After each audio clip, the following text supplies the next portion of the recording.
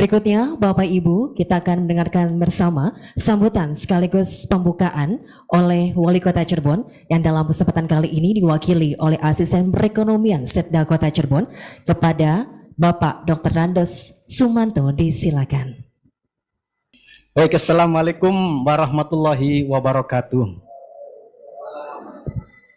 Alhamdulillah wa syukurillah wa ni'matallah hamdalah la khawla wa la quwwata illa billahil azim.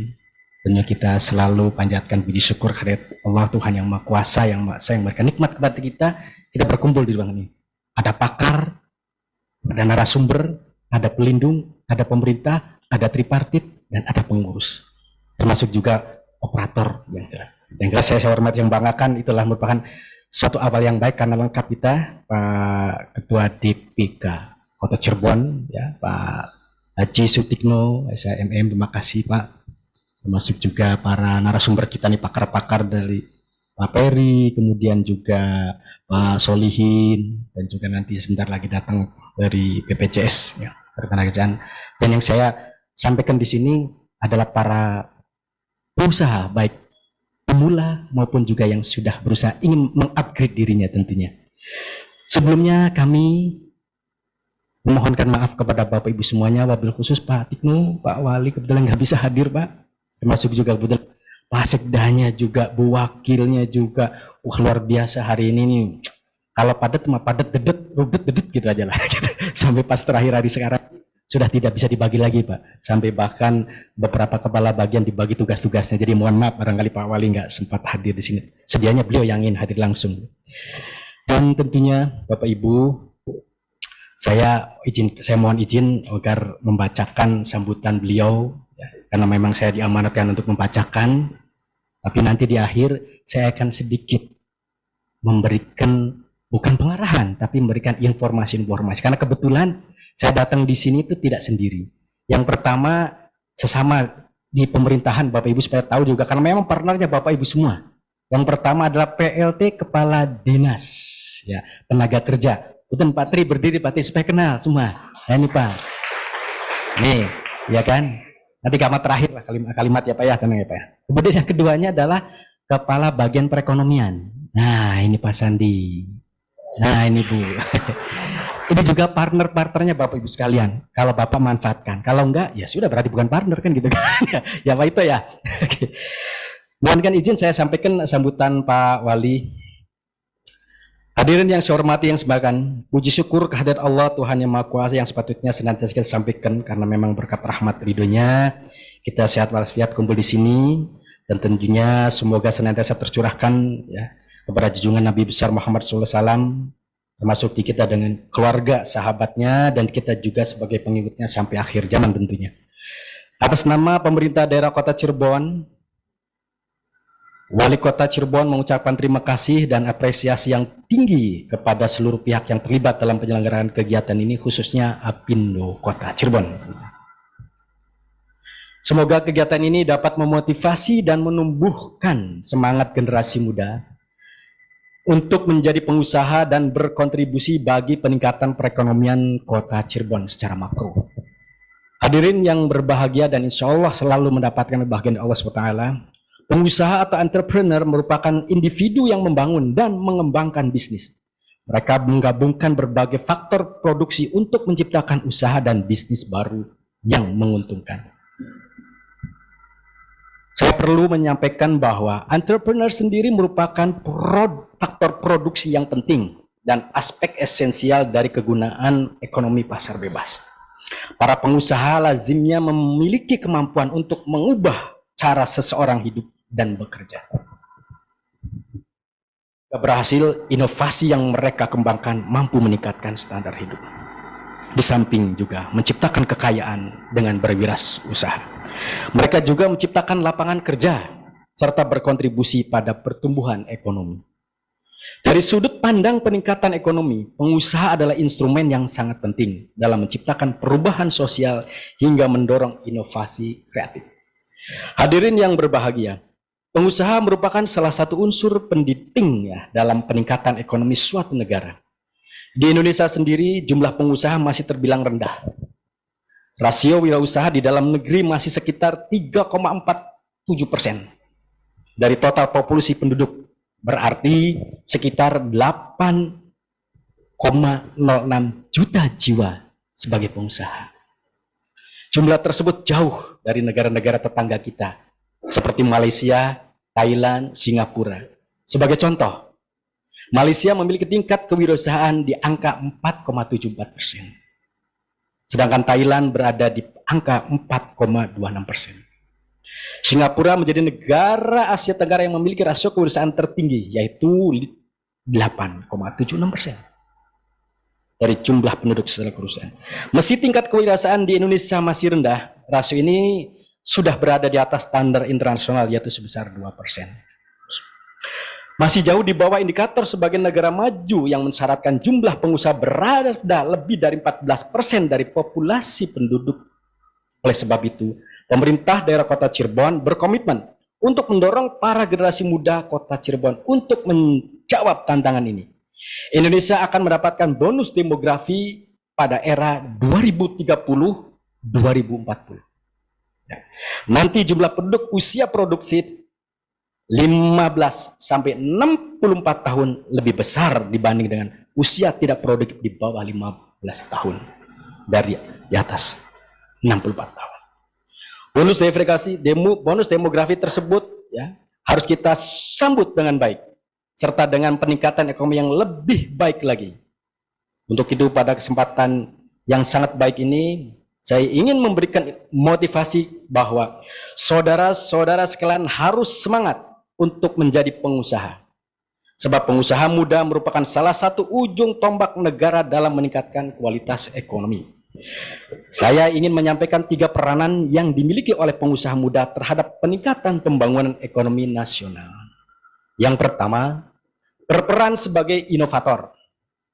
Pengusaha muda memiliki kontribusi yang besar atas pembangunan ekonomi dengan menuangkan inovasi-inovasi baru.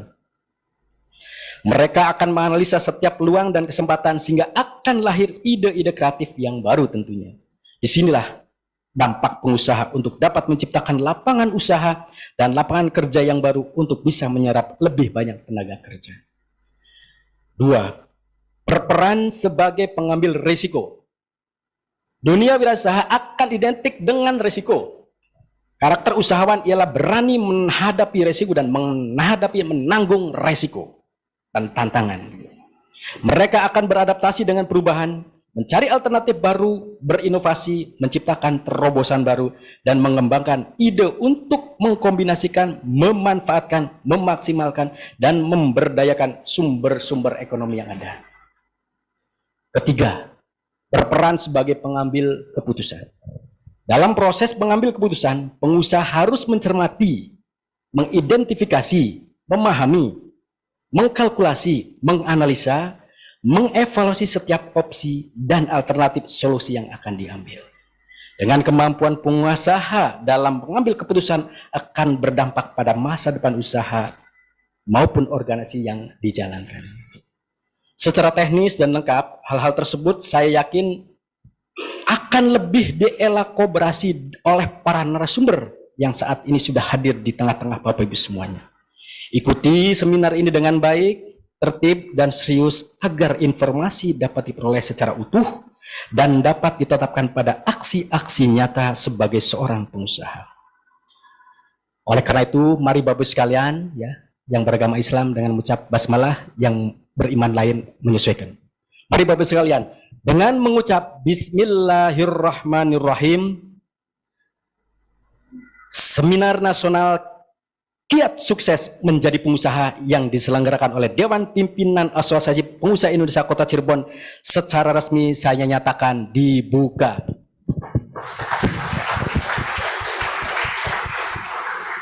Demikian Bapak Ibu sekalian, sampai Pak saya mohon izin, saya ingin sedikit memberikan informasi.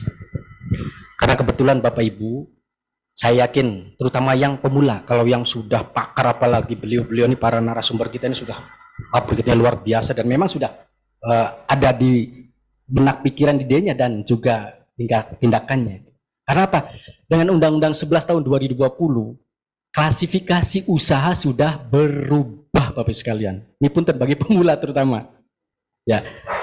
dengan PP 5 tahun 2021 tentang perizinan berusaha secara elektronik sistem OSS RBA, klasifikasi usaha mikro sekarang itu adalah 1 miliar ke gimana, tahu nggak Bapak sekalian? Untuk yang mikro Bapak sekalian, ya, yang mikro nih Bapak sekalian. Kalau yang mikro berarti kan yang dulunya itu memang benar-benar home industry dan lain-lain, kita pengusaha kecil. Dulu mah kecil disebutnya, sekarang sudah mikro. Nah, ini adalah 500 juta ke bawah. Kemudian yang kecilnya adalah 500 sampai 1 miliar. Kemudian menengahnya berapa? 1,5 miliar. Ibu bapak ada di posisi mana? Kan gitu kan? Kembali pakar kita dari pakar UMKM kita, pengusaha nasional kita, usaha mikro, kecil, menengah, besar nantinya kan itu kan. Kalau sudah besar sudah di atas 10 miliar. Bapak Ibu, jangan pesimis kepada diri kita yang kita punya sekarang. Maret saya mendapatkan pencerahan Bapak Ibu sekalian dari teman-teman sejarawan. Bapak Ibu tahu kota Cirebon punya keunggulan. Selain nanti Bapak Ibu, bahwa kita saat ini kan sudah punya bandara di Majalengka. Nanti yang imbas terbaiknya adalah kota Cirebon. Tol yang kemarin antara Jakarta sampai ke Cirebon, sampai tol Sumatera, Jawa yang dinikmati kota Cirebon. Karena tengah-tengahnya segitiga masih di sini. Sebentar lagi akhir tahun ini insya Allah tol Sisum Dawuh jadi bisa dilalui. Yang paling enak apa? Kota Cirebon. Jadi kemungkinan besar apalagi kota Cirebon kan sekarang sudah identik dengan wisata kulinernya. Jadi orang bisa rapat di Bandung tapi makanya di kota Cirebon 1 jam nyampe ke kota Cirebon melalui tol Cisumdawu. Belum nanti kereta cepat. Bayangan Pak. Ini tidak bisa hilang dari sejarah kita. Bapak Ibu pernah tahu bahwa Bank Indonesia yang dulu disebut The Javanese Bank waktu zaman Belanda, di Indonesia tuh hanya 5. Batavia, Jawa Baratnya ada Cirebon yang sekarang, Semarang, kemudian Surabaya, Makassar. Bayangin Bapak sekalian, kenapa nggak di Bandung? Nah, kan itu kan artinya kota Cirebon dari sejarah dulunya adalah dilihat dari pertumbuhan ekonominya di sini semuanya. Sehingga Bapak Ibu jangan pesimis, kota Cirebon insya Allah akan maju, tetap maju. Nah karena itu kami pemerintah kota Cirebon juga makanya perlu kolaborasi dengan Apindo. Makanya Pak Wali pengen hadir langsung Bapak sekalian di sini, pengen hadir langsung karena Pak akan mobilisasi.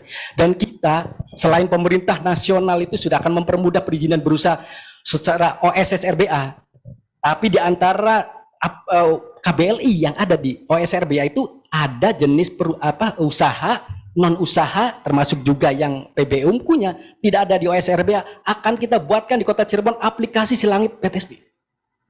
Jadi tidak ada lagi nanti yang manual, Ibu datang ke dinas satu, dinas yang lain. Cukup apapun melalui aplikasi. Dari ujung kaki sampai ujung rambut Bapak sekalian. Termasuk barangkali mohon maaf ya, Ibu bisa jadi suatu saat ada yang ingin berusaha di pemakaman, bisa. Ada Bapak sekalian. Itu kan dari ujung kaki sampai rambut loh Bapak sekalian. Pedicure, medicure sampai kater kan gitu kan. Semuanya termasuk jasanya ada. Sampai kepada mohon maaf Bapak sekalian. Nanti fasilitasi Bapak Ibu sebagai pengusaha yang tadi saya sebutkan kenapa PLT Dinas Negara supaya berdiri, karena nanti Bapak Ibu hubungan industrialnya kan tadi masnya dari Apindo itu kan hubungan industrialnya Pancasila ya Pak ya, gotong royong yang mengawalkan musyawarah mufakat.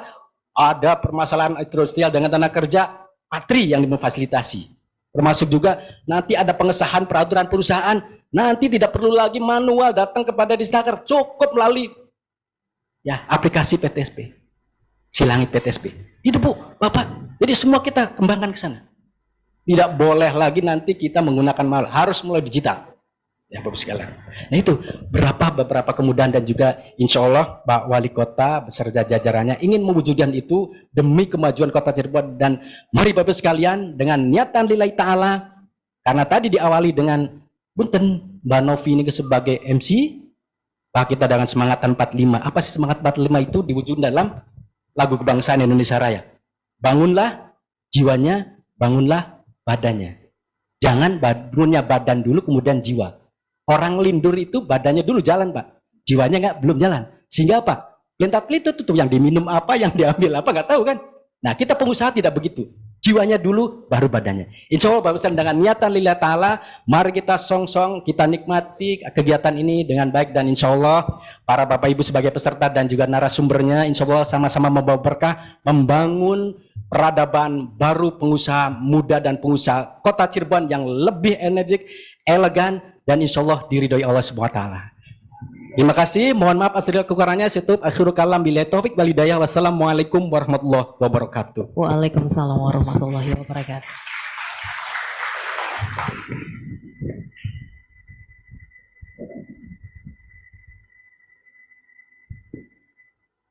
Kami haturkan terima kasih banyak kepada Bapak Dr. Randus Sumanto, Asisten Perekonomian Setda Kota Cirebon, yang sudah memberikan sambutan sekaligus membuka acara Seminar Nasional Hybrid Kiat Sukses Menjadi Pengusaha yang mewakili Bapak Wali Kota Cirebon yang kebetulan pada kesempatan kali ini tidak bisa hadir.